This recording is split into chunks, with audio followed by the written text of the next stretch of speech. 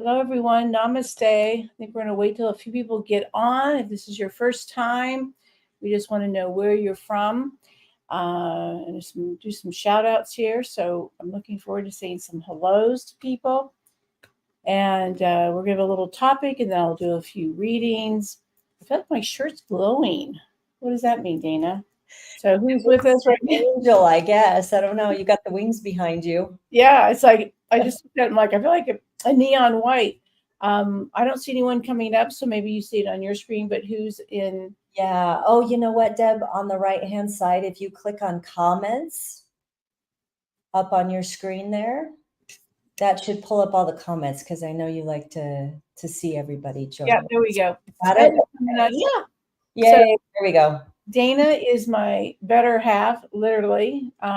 She's been my wife for almost 2 years here in October. And she does all this technical stuff and gets all these things arranged and helps with all the marketing and blah, all that kind of good stuff. But I don't channel loved ones. So yeah, but you do a lot of other great things. So people are sharing where they're from. Maryland, Maine. Wow, I want to go Pittsburgh. Never been to those places. So Minnesota. We have to say it that way. Minnesota. Look at all the East Coast people here. Wow. Okay, we need to come out there. Fabulous. Yes. Yeah. Okay, now we have California. That's where I'm from. I just love hearing all these people where they're from. Omaha. Yeah.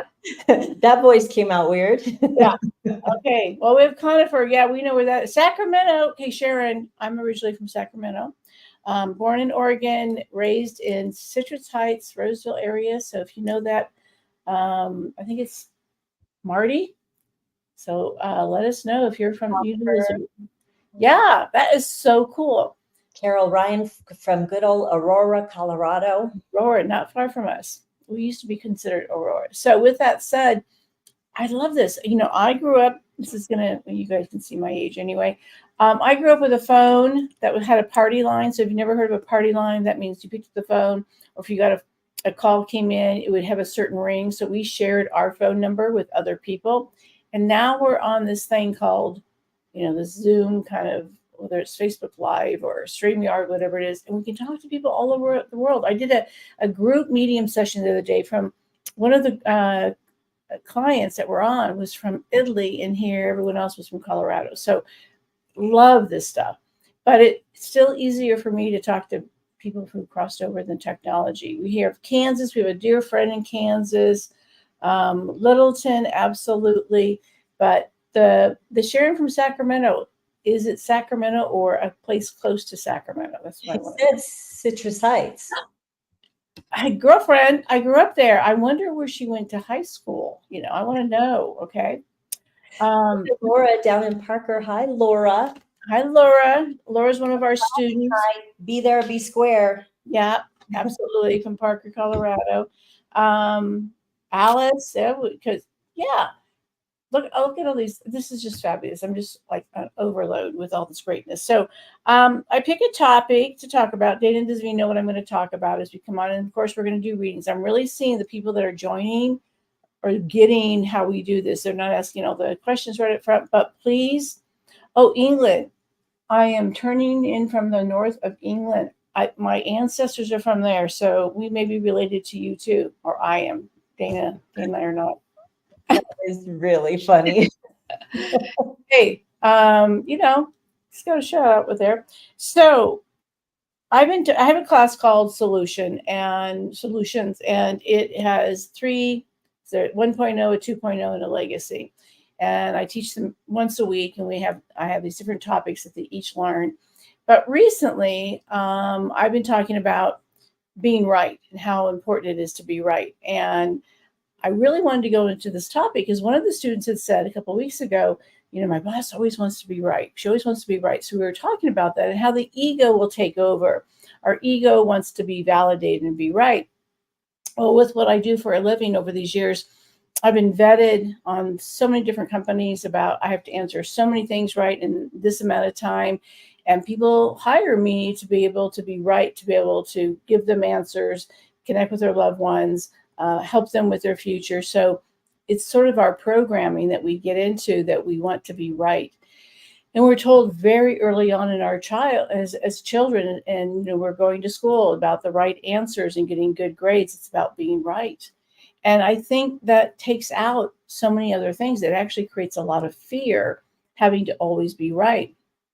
And when you look at your intuition, we start going into the place of, am I right? And our fear will take over. Our left brain takes over because it wants to protect us. So we get a little confused about, is this my intuition? Because I'm getting this information. Well, your guides will only come through about, love. They'll only show up with love. They'll only show up with, having you feel safe through that idea of love. Having to be right actually creates a lot of fear. And that fear takes us down a slippery slope where we stop trusting and we stop aligning ourselves with, what we need on a spiritual level to move forward. What I've also realized is that right now, our political climate, and I don't want to go into politics, but our political climate has been really intense. And we have everyone that wants to be right. We want to be, on the right side. We want to, have information that's right. We just go into all of this. I've actually lost, some relationships based on I thought I was right when it came to my viewpoints on politics. And I think it takes us to a place that isn't always very healthy. And so when I start thinking about being right, I think it's also about listening, taking time to reflect. Is it our fear? Is it our ego? And when we go into our ego separates us from other people. And our ego is about, them and me and them and us. And I want us to really hone into when we stand into that place and we want to be right, what is it that we're really trying to achieve? And if we're trying to achieve this idea of, look at me, I'm right, I know, I'm all knowing, whether it's your intuition or whether it's your spiritual beliefs, your political beliefs, whatever it is, your trauma from your past, all of these things will add up to affect how we relate to other people.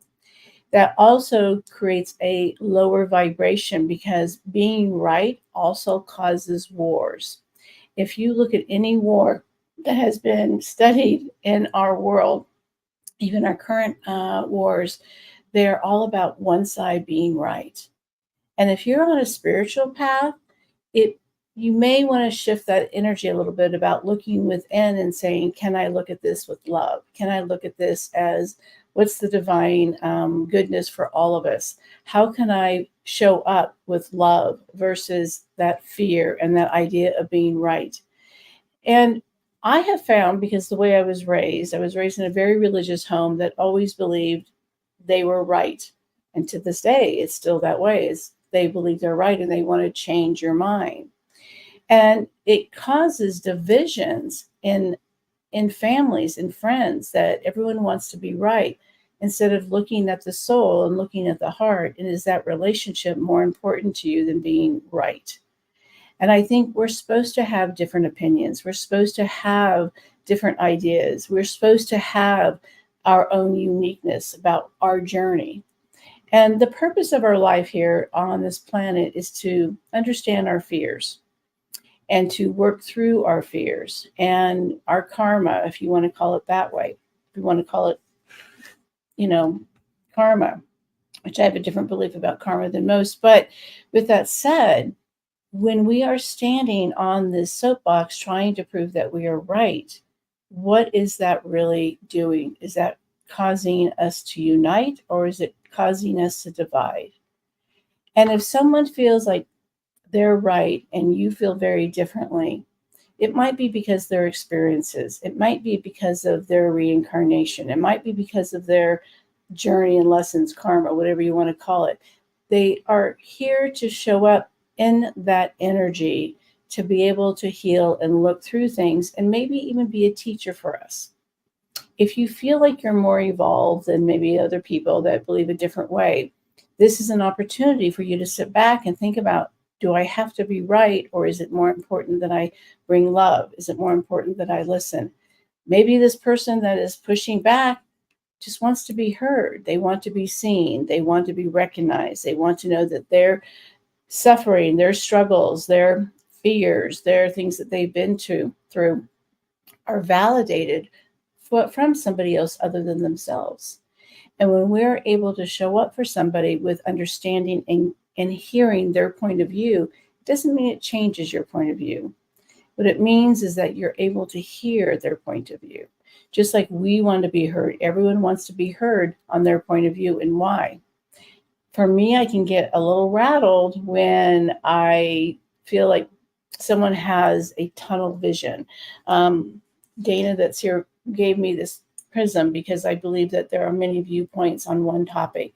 And sometimes we don't look at the other parts of the prism. We don't look at other aspects of life to see someone else's point of view, because your experiences and what you gathered through those experiences are going to be very different than someone else. So when someone feels like they're very right, it's because of their experiences. Then we gather our ego, and our ego is collected through time to protect ourselves from being hurt, which is all fear. And the fear is sometimes where our intuition gets thrown out. Our intuition cannot be utilized. And if you're following me, watching this, showing up in any way, you want to be more intuitive. You want to get your own answers. When you were born, you were aligned to get your intuitive answers, that guidance, that GPS, guidance psychic system. But through our fears and experiences and ego, we turn it off. We start going into our left brain to protect ourselves. You don't need to be protected. What's important is that you lean into things to learn and understand the information that's coming and what's happening to you so you can get clarity. But that fear can begin to accumulate to cause us to have stress, mental health, depression issues, not being able to sleep. Maybe we go to addictions, all the different things that causes, because we're not able to go back to our original soul, our original heart. So what I want to encourage you to do in the next few days and weeks and months, if you can, but at least for the next few days or until you come back to Facebook Live next week, is, are you showing up with love? Are you listening with love? Are you instead with fear and trying to prove that you are right? Because we're not here to prove that we're right or wrong. We're here to look at our own energy, our own lessons, our own way of getting through this incarnation to evolve. And being right is not the way we evolve. I'll just tell you that. Being right does not move you forward in any way. People have to decide to do those things on their own. People have to decide to look at things in a different way. So I please want to make you feel like you can show up, especially in this climate right now that we're going through the next few months, is can you show up instead of looking at that being right? Can you look to come with your heart? And how do you hold space for someone that's not on the same page as you? So with that said, I think we're going to turn over to Dana. We'll do a few readings to kind of open this up. And if it's about being right or wrong or something about what's going on in your life, we'd love to hear that. And if not, we want to hear from your loved ones too. So questions about the topic or spiritual questions, intuitive questions about things you're navigating in life. You want all that too, Deb? Yeah. Okay. And I'll look through. We randomly choose whoever Deb's going to do a reading for, answer questions. Yes, ma'am. Not we randomly. Dana does randomly. I randomly choose me and my guides. I'm not here. Di's one of my students. That's guides. Yeah. So I randomly choose who Deb's going to do a reading, and there's some specific pieces of information she asks for to be able to connect quickly, because this is like a party going on in her head, she says. So I'm doing all the talking because she's already got people talking to her. So love it. So what Deb asks for is the first name of your loved one that you would like to connect with and what their relationship is to you. So for example, I see one on here, Alicia wants to connect with her cousin Kelsey, who was 28. If it is the child's generation, so your child's friend, niece or nephew, she asks for their age because that helps her connect quickly to their energy. And what else, Deb? How you get messages that you always have new people who join you every week. So you want to talk about that? Sure. I use all my senses. So hear, see, taste, and smell. In fact, yesterday I was a woman had lost her husband, very young couple, and I drink iced tea quite often. I don't use any sugar in it, and sometimes I put lemon in it. I kept tasting iced tea, and I thought, is this me or what? So I said, "Can I ask you, did your husband drink iced tea?" She goes, "All the time." I said, "No sugar." She goes, "Exactly, and sometimes lemon."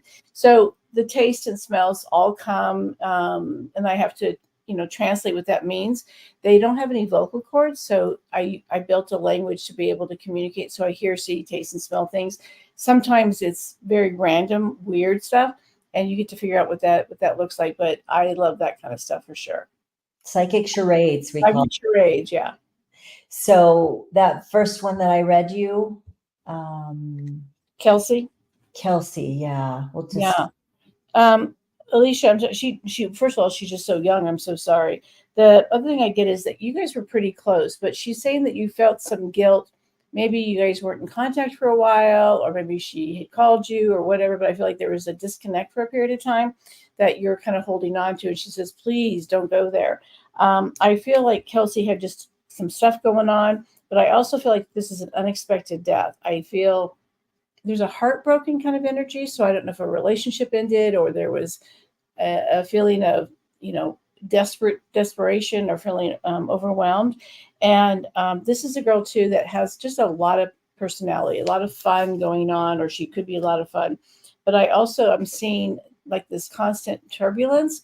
So maybe she had a lot of drama going on, or just a lot of things that were a challenge for her. So she says she's okay. I'm getting an older male, so this feels like a grandfather probably for her this past. I don't think it's a father figure for her, but a grandfather connection, or maybe she's on the male side of your family. And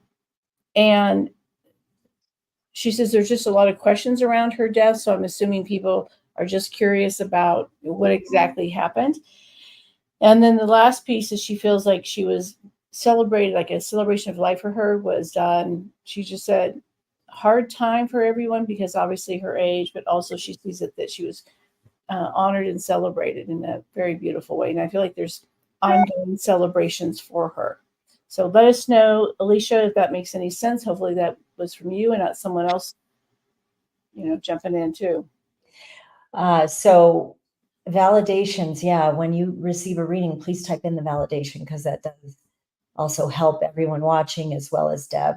Mm-hmm. Question from Adam Longnecker. My higher self directs me thinking and knowing through allowing me to have answers to big questions. Ultimately, the question is, how do I open to that communication and how do I stop doubting it?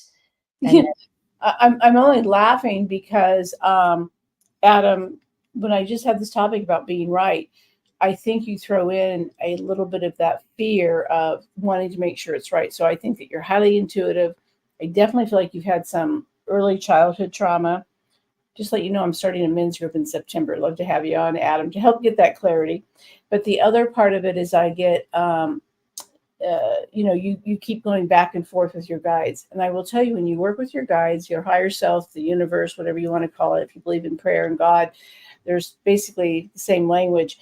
But I keep getting that you're getting it, but then you come over to your left brain and go, but what if? And that what if is the fear. It's also about wanting to make sure you're right. What I always encourage anybody, if they're really starting to work with their guides, is to do the baby steps. So it can be as little as, do I need to make these phone calls today? What should I eat today? Where do I stand in line at the grocery store? Making it very simplistic so that trust builds. So I get that your trauma earlier in your life created an ability to break sort of those forms of trust by maybe a parent or a teacher, someone like that.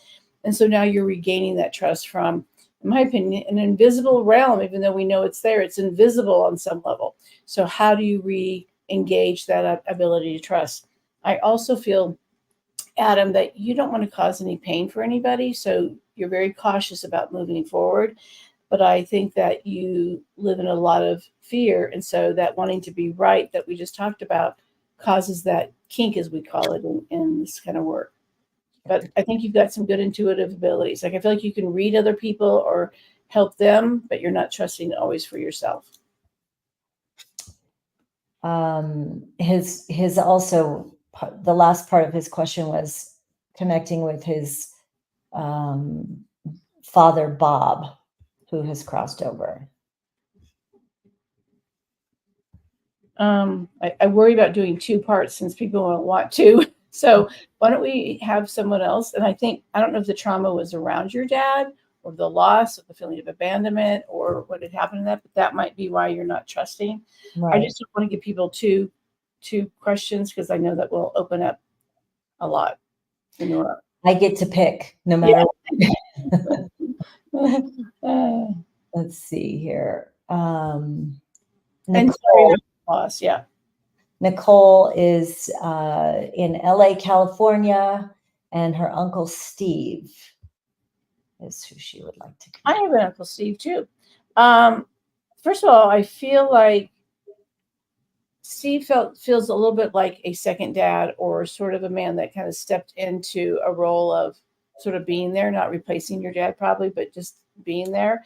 And I feel like a happy-go-lucky guy, but I keep seeing things under the surface for him. So maybe how he died or some things about his life are being revealed. So maybe people thought this way about him, but now they're finding out this. So I feel like there's some things that are untold stories. But I also feel like a very likable guy. I'm having trouble, excuse me, but I'm burping, which usually can be that they had some issues with eating or stomach or some things around this part of their body that caused their passing. Because when you are an empath, you will feel, that's how I feel the information coming through. So things not being said. He's also apologizing to you. And my feeling about it would be, maybe it could be not having the closure or not having something around before he died, like something around that he wants to apologize for. I don't know where you are with that, but that's what he's coming up with. Maybe he's gone too early, but he's also bringing through a larger dog. This was like a tall dog or a dog with long legs. And so whether it's your dog or his dog or a dog of the family, he is saying, I've got the big dog.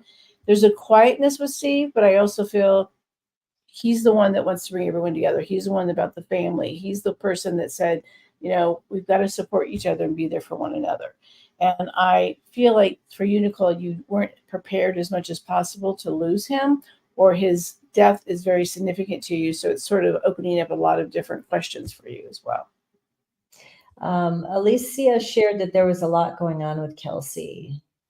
She was sick and had been on dialysis. Okay.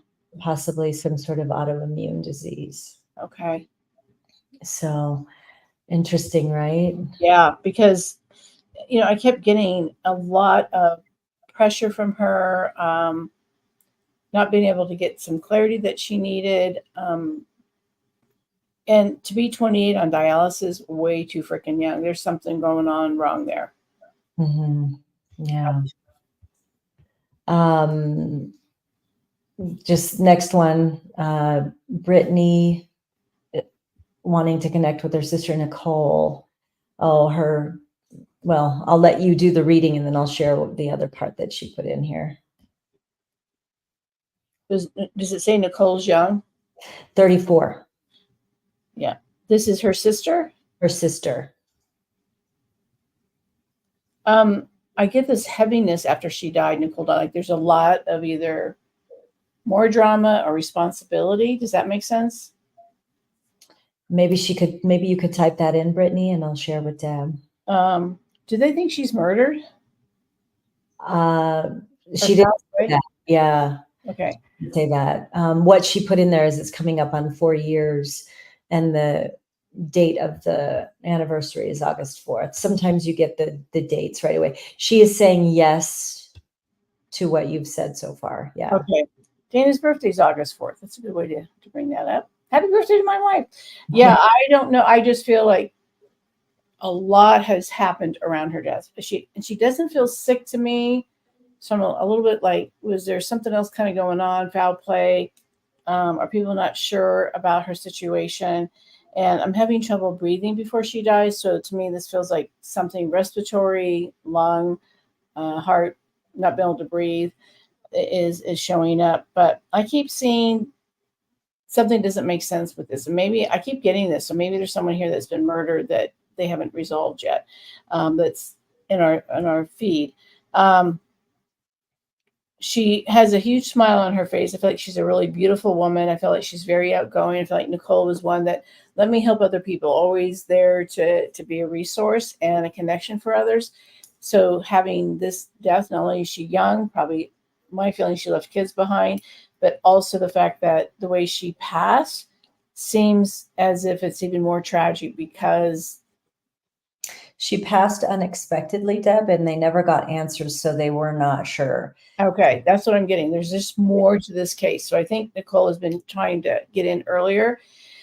And why aren't they digging a little deeper, meaning detectives on this case? So whatever their story is. And I keep getting a little bit of foul play. So that could mean someone close to her caused this, or the detectives aren't doing everything they can to resolve this case. So I just feel like we don't have the answers. Nicole feels like a bright light. And so having her taken out that early, or her dying that early, I feel like it really affected the whole connection to the community and family, because I think it feels like she brought a lot to her family and friends. Mm-hmm. Awesome. Well, Okay. thank you to everybody for joining. Yeah. Yeah. Oh, she says here, I think it's Brittany. There is. She left 4 kids behind. Yeah, there's a huge. Yeah. So big thing. Thank you everyone for joining us. Namaste. Always remember to show up with love and to listen to what people have to say. You don't have to be right, because it causes all this stuff that we don't need in our world. Right now, we need to bring in love and calmness and support for each other. So I look forward to seeing all of you next Wednesday at 11:11 Colorado time. Thank you.